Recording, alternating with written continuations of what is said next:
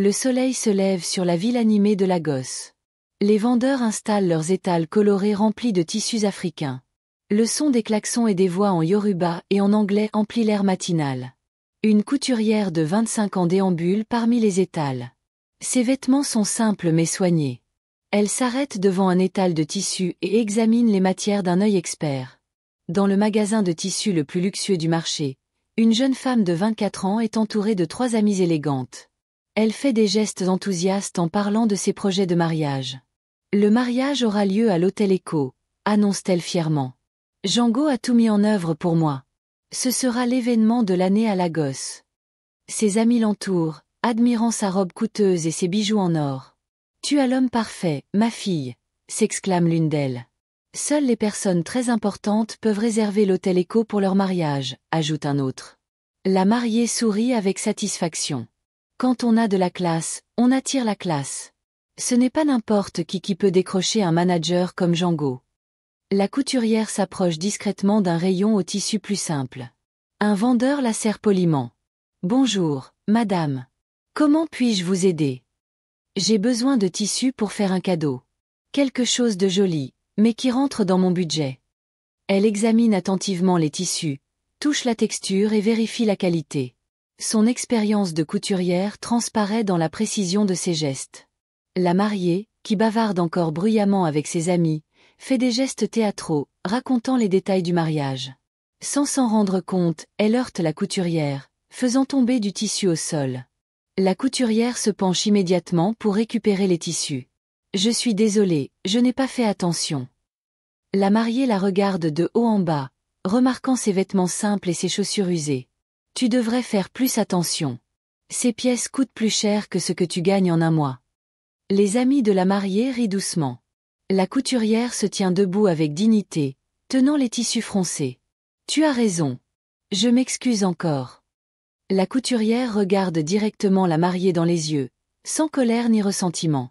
Félicitations pour votre mariage. Que votre bonheur soit immense et que vous soyez bénis. La sincérité de sa voix surprend un instant la mariée. Mais elle reprend vite sa posture hautaine. Merci, je suppose. La couturière s'écarte poliment. Les amis de la mariée la regardent partir. Au moins, elle est polie, commente l'un d'eux à voix basse. Contrairement à certaines personnes pauvres, ajoute un autre. Imagine si elle se présentait à ton mariage. Ce serait embarrassant, rit le troisième. La mariée rit. Mais quelque chose dans la dignité de la couturière la dérange légèrement. Elle secoue la tête, chassant cette pensée. La couturière déambule dans les rues animées de Lagos. Autour d'elle, la circulation typique de la ville s'agite, voitures, motos, vendeurs ambulants, gens pressés. Elle s'arrête devant une banque moderne à la façade en verre miroir. Elle prend une grande inspiration, ajuste son sac sur son épaule et entre par la porte tournante. L'intérieur de la banque est moderne et climatisé. Les clients font la queue devant les distributeurs automatiques et les comptoirs. Une couturière attend patiemment d'être reçue par un responsable. Quand son tour arrive, on la conduit à une table dans un espace plus privé. La gérante, une femme d'âge moyen en tailleur bleu, examine les documents que la couturière lui tend. Bonjour, Madame Okafor. Comment puis-je vous aider aujourd'hui? Je dois effectuer un virement bancaire. Un montant considérable. La directrice examine attentivement les papiers, fronçant les sourcils en lisant. Madame Okafor, ce montant représente toutes vos économies des 5 dernières années, plus un prêt que vous venez de demander. Êtes-vous absolument sûre de cette transaction? La couturière hésite un instant, mais son visage se fige avec détermination. J'en suis sûre. Et le bénéficiaire? Django Adebayo. Est-il votre parent? Votre mari? Votre fils? La couturière marque une pause, choisissant soigneusement ses mots. C'est la famille. Un immeuble de la classe moyenne inférieure.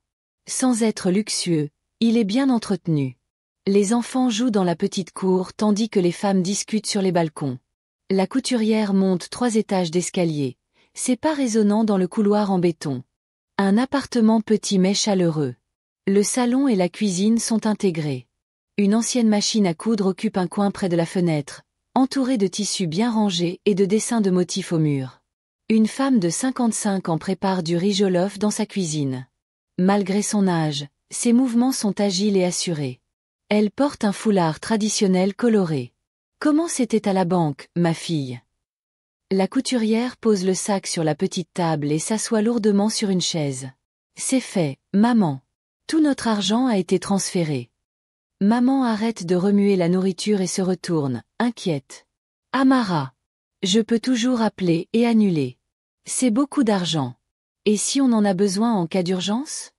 La couturière se lève et se dirige vers la machine à coudre, passant ses mains sur le vieux matériel bien entretenu.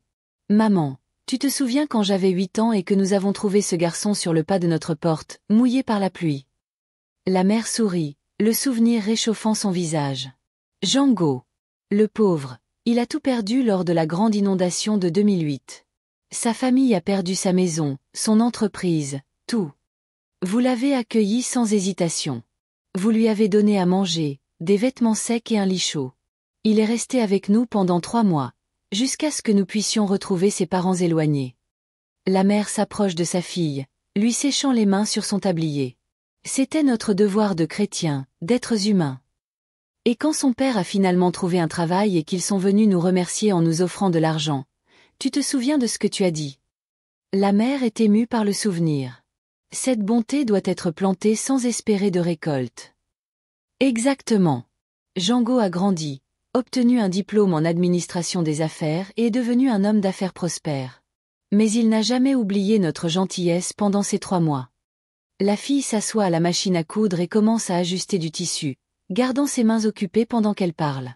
Il a à nouveau besoin d'aide, et nous pouvons l'aider. C'est ainsi que le monde devrait fonctionner, maman. Mais il ne sait même pas que c'est nous qui avons fait le transfert.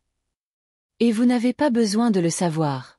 La banque a expliqué qu'elle recevrait l'argent sous forme d'investissement d'un bénéficiaire anonyme souhaitant soutenir des événements communautaires positifs. Personne ne le saura. La mère s'approche et pose sa main sur l'épaule de sa fille. Tu as le cœur généreux de ton père.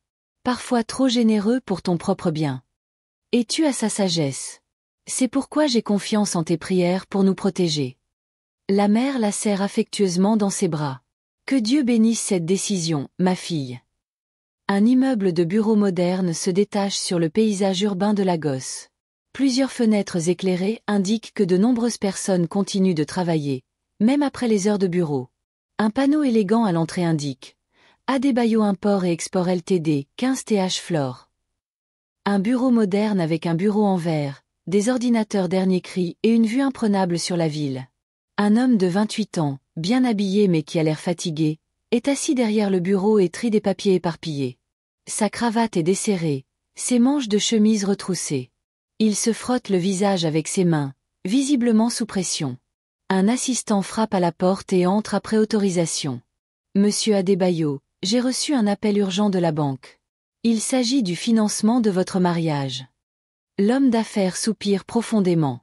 Laisse-moi deviner. Ils ont encore refusé le prêt. Je vais devoir tout annuler. L'assistant sourit, le surprenant. En fait, c'est tout le contraire, monsieur. Ils ont dit qu'un investisseur anonyme avait couvert tous les frais de l'événement. L'argent est déjà sur les comptes de l'organisateur et de l'hôtel. Django se lève brusquement, incrédule. Que voulez-vous dire? Quel investisseur? Combien d'argent? Le montant total dont vous aviez besoin. 45 millions de Naira. Et vous n'avez pas voulu donner de détails sur l'investisseur. Django se dirige vers la fenêtre et regarde la ville illuminée en contrebas. Ont-ils dit quelque chose? Un indice sur qui c'était?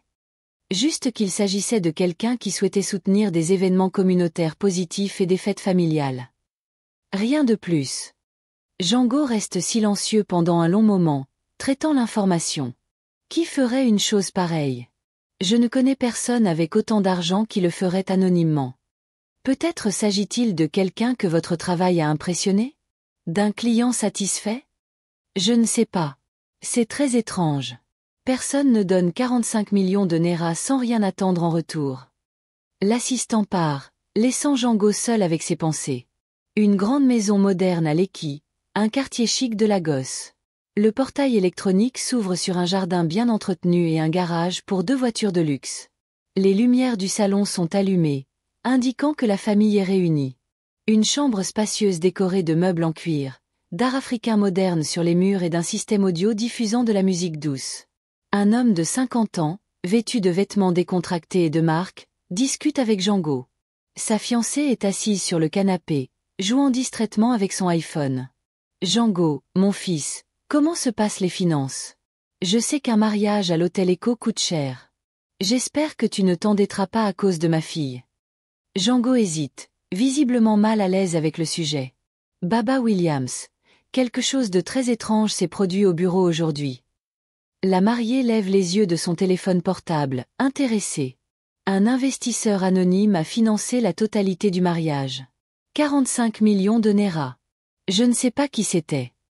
Le père de la mariée fronce les sourcils, inquiet. Anonyme. C'est vraiment suspect, Django. Personne ne dépense autant d'argent sans rien attendre en retour. Tu es sûr que ce n'est pas une arnaque? La mariée se lève, visiblement agitée. Django, es-tu sûr que ce n'est pas quelqu'un de dangereux? Ou quelqu'un à qui tu dois de l'argent? Django secoue la tête avec emphase. Je ne dois rien à personne de dangereux. Et la banque a confirmé que c'était parfaitement légal. L'argent est déjà sur mes comptes, tous les paiements ont été traités. Le père de la mariée se lève et se promène dans la pièce, pensif.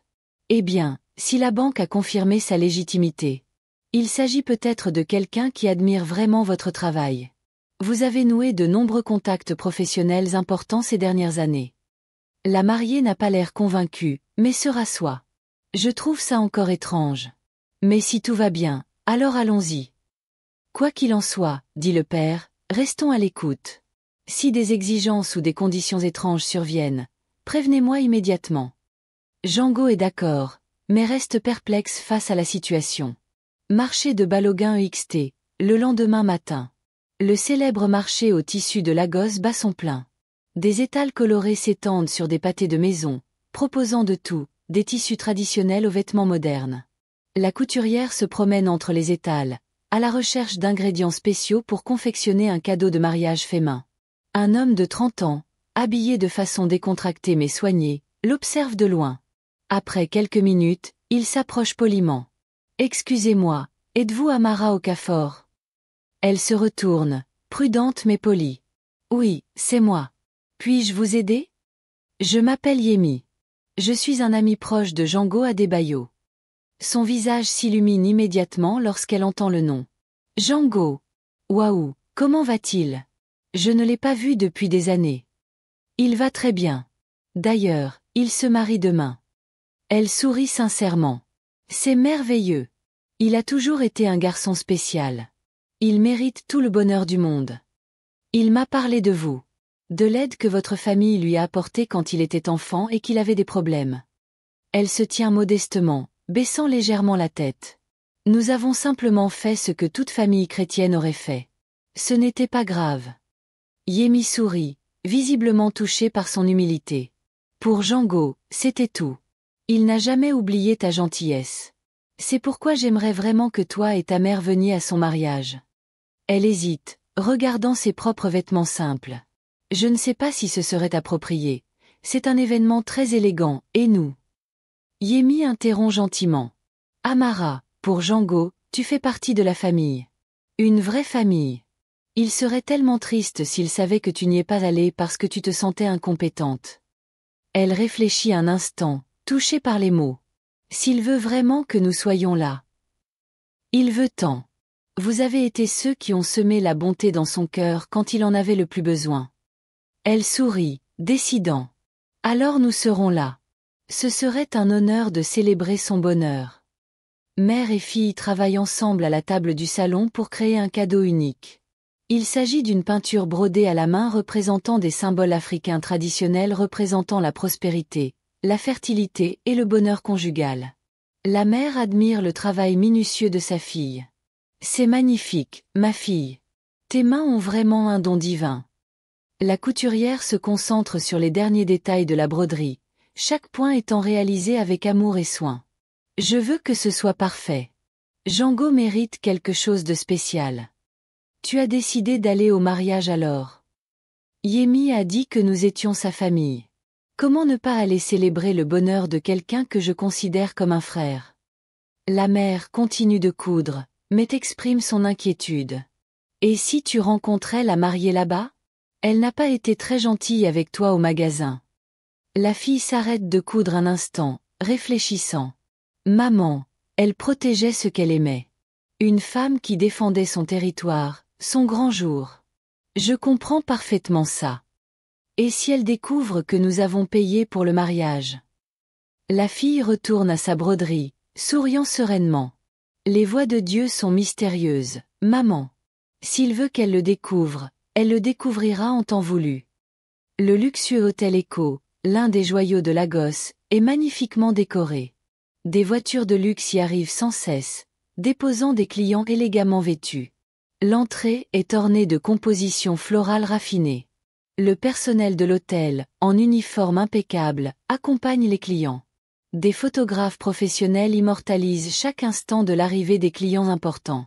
La mariée est préparée par une équipe complète de professionnels, maquilleuses, coiffeuses, manucure, chacun expert dans son domaine. Elle porte une robe de soie blanche brodée à son nom.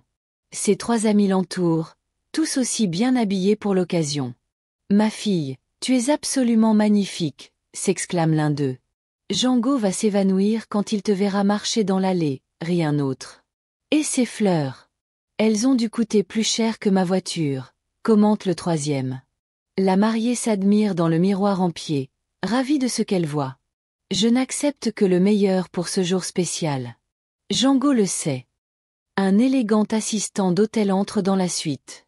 Mademoiselle Williams, certains invités ont déjà commencé à arriver. La cérémonie commencera dans exactement 2 heures. La mariée sourit radieusement. Parfait. Tout est exactement comme je l'avais rêvé depuis que je suis petite.